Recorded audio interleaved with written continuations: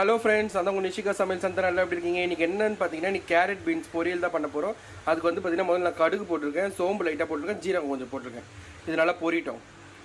2 வரமிளகாவை கிள்ளி போட்டிருக்கேன். இதெல்லாம் நல்லா பொரிஞ்சு வரட்டும். இப்போ வந்து பார்த்தீங்கன்னா, கொஞ்சம் கடலைப்பருப்பு, கொஞ்சம் உளுத்தம்பருப்பு போட்டிருக்கேன். இதெல்லாம் நல்லா பொரிட்டோம். இப்போ எல்லாம் பொரிஞ்சிட்டு இருக்குது. இப்போ வந்து நம்ம அரிஞ்சு வச்சுக்கிற கேரட் பீன்ஸை நம்ம சேர்த்துக்கலாம். கேரட் பீன்ஸை நல்லா கலந்து விட்டுக்கலாம். கொஞ்சம் லைட்டாக தண்ணி இருக்கும், தண்ணியில் வேகட்டும். இப்போ வந்து தேவையான அளவு உப்பு சேர்த்துக்கலாம். கொஞ்சமாக அப்படியே கையோட 1/2 ஸ்பூன் சாம்பார் பொடி சேர்த்துக்கலாம். வேறு எந்த தூளும் சேர்க்க போகிறதில்ல. இப்போ நல்லா கலந்து விட்டுக்கலாம். சாம்பார் பொடி போட்டு உப்பு போட்டு இப்போ அதிலே வேகட்டும். நம்ம மூடி போட்டு வச்சிடலாம் கடாய். இது பாருங்க, ஸ்டீம் வருது. இப்போ நம்ம ஓப்பன் பண்ணி பார்க்கலாம் கடாயை. நல்லா முக்கால் வெந்திருக்கு. இப்போ கொஞ்சம் கலரி விட்டுக்கலாம். இந்த டைமில் தேங்காய் சேர்த்துக்கலாம்.